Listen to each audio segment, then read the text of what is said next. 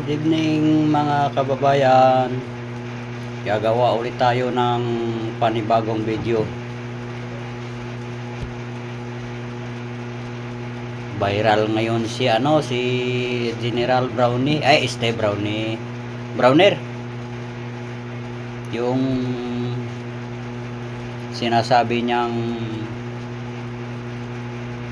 maghahanda ang Pilipino dahil pag mayroong sumalakay magdedepensa daw tayo.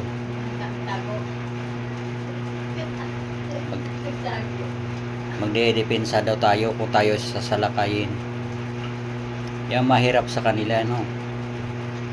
General Brownie, Steve Brownie, Browner pala, lagi ako nagkakamali, Brownie. Magkahawig kasi. Alam mo, yan sa panghamon nyo sa China, ano inasahan nyo? Missile ng Amerikano? Browner, mag-isip-isip ka. Huwag mo idamay ang Pilipino. Ang mamahirap namumuhay ng tahimik sa Pilipinas. Ngayon, kung gusto nyo gulo ni Bongbong, kayo na lang. Kung maging totoo man yan sinasabi mo, sana kayo na ni Bongbong magsalo ng missile ng kung sino man dyan na nasyon ang sumalakay dito. Huwag nyo idamay ang Pilipino.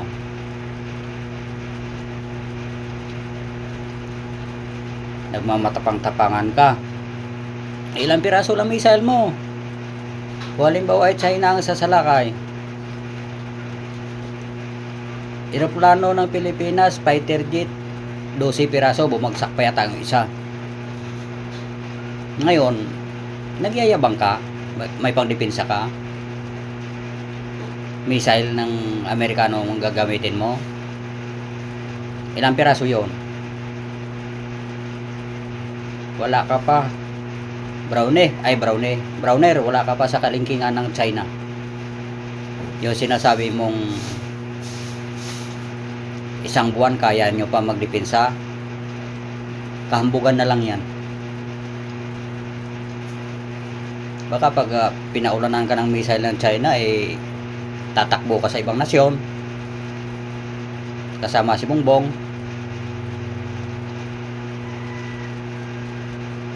Pero di ako basta-basta naniwala sa sinasabi nyo.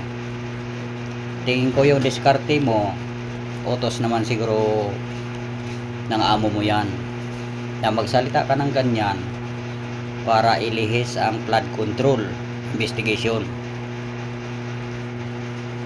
Kami mga civilian, tinitingnan din namin kung ano yung mga plano nyo, kasi alam namin tapat ka kay Bongbong. Kahit yung mga tauhan ni Bongbong magnanakaw, pinoprotektahan nyo pa rin. Ano na nangyari sa investigasyon sa Senado? Ito ako, reaksyon lang to, kasi halata masyado yung galawan nyo sa Senado. Ganun din, may lumutang na testigo pa ang kakasuhan.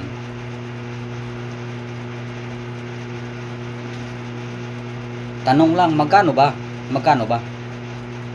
ang natanggap natin dyan? Baka pwede mo kaming balatuhan dyan.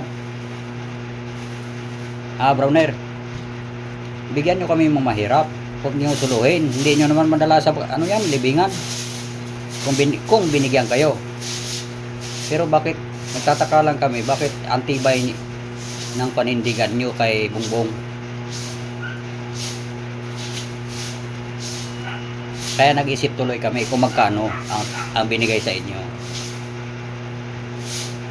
Kasi antibay mo imbis na taong bayan ang protektahan nyo, magnanakaw ang dinidepensahan nyo na hindi madali ng taong bayan.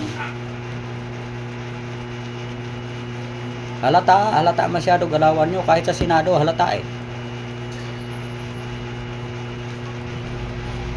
Kung sino ang nagsasabi ng totoo, yun ang kakasuhan.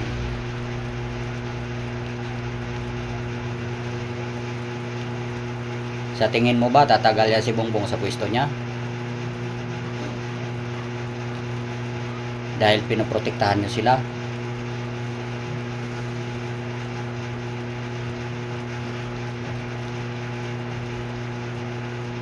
Ano mangyari sa Pilipinas? Puro magnanakaw na lang.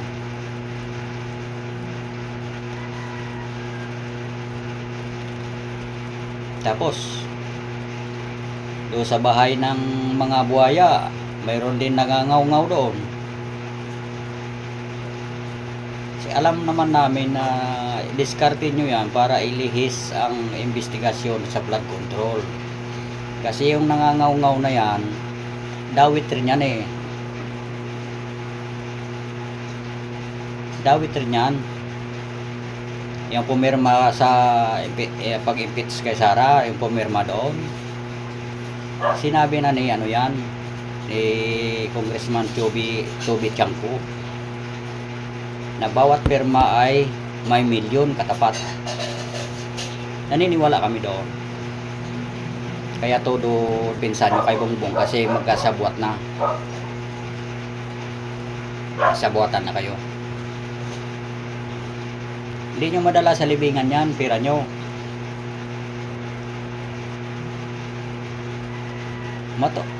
Matiis nyo bang pakainin pamilya nyo nang galing sa hindi maganda?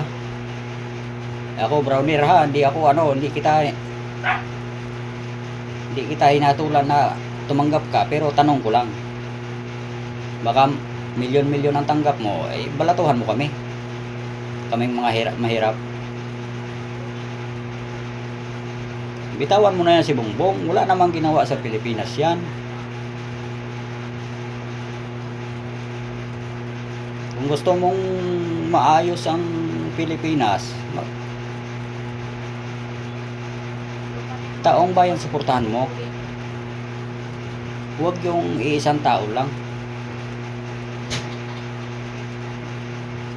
Mag-isip-isip ka, brownie. Ay, browner.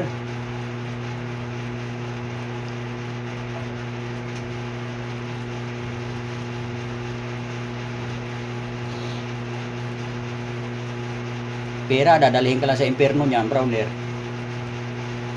Kahit anong dami pera mo, hindi ka makaligtas sa impyerno pag galing sa masama.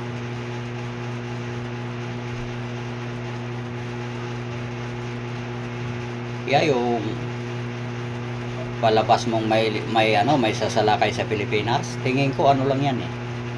Pautot nyo lang yan para ilihis ang usapin sa Congress, sa Senado, yung flood control.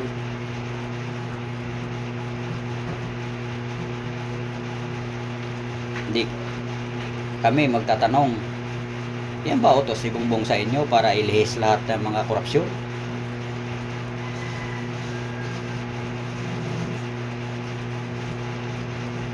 November 30, baka pwede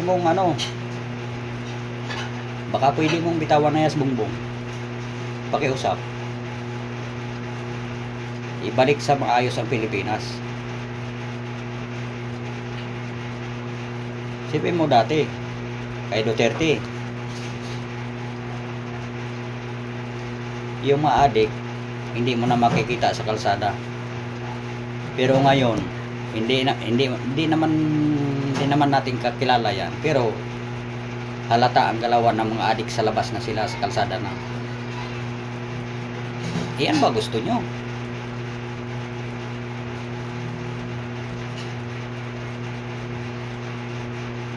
Nako, hindi natin alam, baka isa sa kamag-anak nyo adik na rin. Maawa kayo sa mga pamilya nyo pagka ganyan ang presidente natin.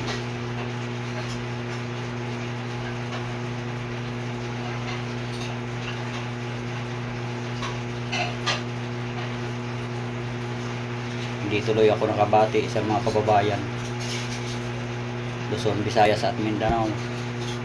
Magandang gabi po.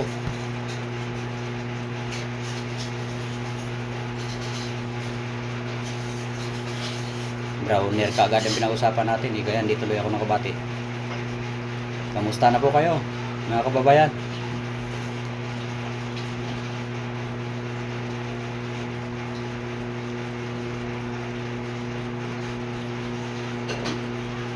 Ako ayaw ko sana magsalita, kaya lang may pagka totoo sinasabi ni Browner na may lulusog, nagdedepensa, tayo mga mahirap, apektado tayo dyan. Si Browner, tingin ko itatakbo sa ibang nasyon yun eh. Lalo na si Bongbong, takot niya lang madali ng missile yan.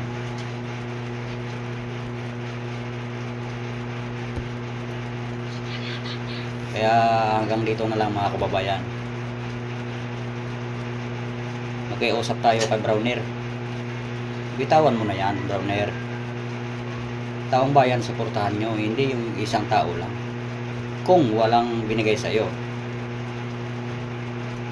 Pero kung ikaw ay nabigyan, kung ikaw ay nabigyan, mahirap baliktarin yun. Kasi utang na loob yun. Kaya gano'n na lang mga kababayan. May ano tayo, may konting comment tayo at saka reaction kasi hindi maganda eh. Kaya hanggang dito na lang mga kababayan. Salamat sa pa-support naman mga kababayan sa aking YouTube channel, Bully Vlogs. Subscribe na lang mga kababayan, like, share kung pwede, wala naman bayad yan. Okay mga kababayan, hanggang dito na lang. Salamat. Ingat po tayo lahat mga kababayan. Magandang gabi ulit.